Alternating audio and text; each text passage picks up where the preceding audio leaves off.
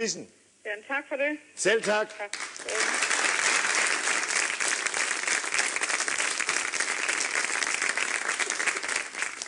Dagens platter. Er der nogen, der ved, hvorfor Oceanet aldrig kommer til Esbjerg?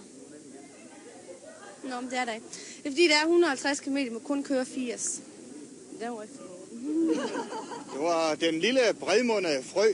Den kom hoppende hen ad engen. Pludselig så møder den en hest. Ja, det var det ikke, siger den. Det er en hest, siger hesten. Hvad spiser du? Jeg spiser græs og hø, siger hesten. Det var helt i orden. Lille bredmundede frø hopper videre. Pludselig så møder den en ko. Ja, det var en, siger den så. Det er en ko, siger koen. Hvad spiser du? Jeg spiser græs og hø og sådan noget. Det var bare helt fint. Den lille bredmundede frø, den hopper videre hen ad engen. Pludselig så støder den ind i sådan to store, lange røde ben. Kigger op. Får øje på et langt rødt næb. Ja, det var en, siger den. Ja, en stork, siger storken. Hvad spiser du? Jeg spiser små, bredmundede frøer. Så er der mange af dem her. Så var der to tosser, de var ved at diskutere, hvor høj flagstangen den var.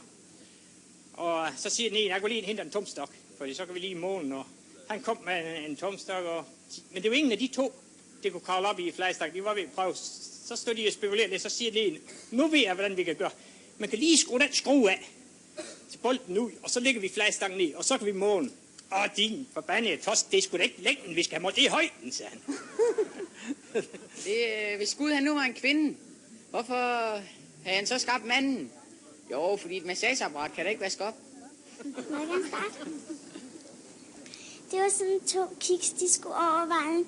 Så blev den ene kørt over, så sagde den anden, kom nu, Krumme. De kender jo sikkert alle sammen Magister Lieberkind. Han sad endda nede på havnen i Sandvig og talte med nogle gamle fiskere. Det var sådan en dejlig sommerdag.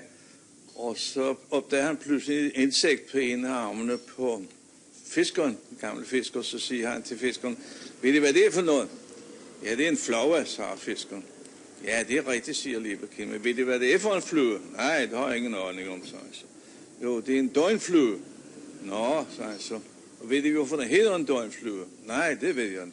Jo, for den lever kun en døgn, så siger den gamle fisker, så er der en fandme være heldig med vejret.